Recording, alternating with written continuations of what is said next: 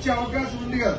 ఒకే management లో ఒకే department school education control లో ఉన్న తర్వాత గెస్టెడ్ ఆఫీసర్స్ గా 2 మల్టీ జోనల్ పోస్ట్ గా ఉన్నటువంటి సందర్భంలో zilla parishad high school head masters government school head masters కి కలిపి పై స్థాయి పోస్టులు ఉన్నటువంటి MEO, deputy EO, diet lecture, BEd college lecture ఈ పోస్టులన్నిటికీ ప్రమోషన్లు ఇచ్చుకోవడానికి స్పష్టమైన అవకాశం ఉంది.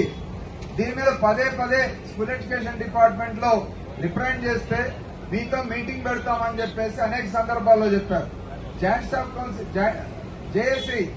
జేఏసీతో చర్చల సందర్భంలో కేబినెట్ సబ్ కమిటీ దగ్గర గాని ఆఫీసర్స్ కమిటీ దగ్గర గాని మాట్లాడిన ప్రతి సందర్భంలో కూడా మీతో ప్రత్యేకంగా సమావేశం ఏర్పాటు చేస్తా ఉన్నారు.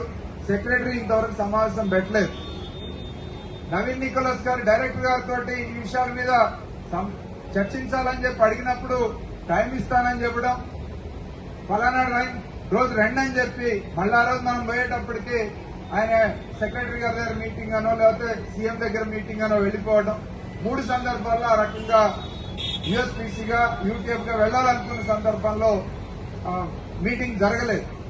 సో చివరికి మీరు మీటింగ్ పెట్టట్లేదు, మా దగ్గర ఉన్న సమాచారం తీసుకుని మాతో డిస్కస్ చేయట్లేదు, నేను ఇచ్చే రిప్రజెంటేషన్స్ కూడా పట్టించుకోవడానికి గట్టిగా అంటే మొన్న ఫిబ్రవరిలో ఓ లెటర్ రాశారు నవీన్ నికోలస్ గారు సెక్రటరీ ఎడ్యుకేషన్. ఏమనంటే అడ్వకేట్ జనరల్ తో మాట్లాడి సుప్రీంకోర్టులోనూ హైకోర్టులో ఉన్నటువంటి కేసులన్నింటినీ కూడా తొందరగా క్లియర్ చేయించి ఏర్పాటు చేయండి. ఉపాధ్యాయ సంఘాల నుంచి మాకు ప్రెషర్ వస్తా ఉంది సర్వీస్ రూల్స్ గురించి, ఫర్దర్ ప్రమోషన్స్ గురించి. కాబట్టి ఈ కేసులన్నింటినీ కూడా వీలైనంత తొందరగా పరిష్కరించండి అని చెప్పేసి ఫిబ్రవరిలో ఎడ్యుకేషన్ సెక్రటరీకి లెటర్ రాశారు. సో ఆ లెటర్ మీద ఇంత మటుకి ఎడ్యుకేషన్ సెక్రటరీ మళ్లీ అడ్వకేట్ జనరల్కి రాసినట్టు గాని సుప్రీంకోర్టులో కేసు 2019 నుంచి కేసు పెండింగ్ లోనే ఉంది.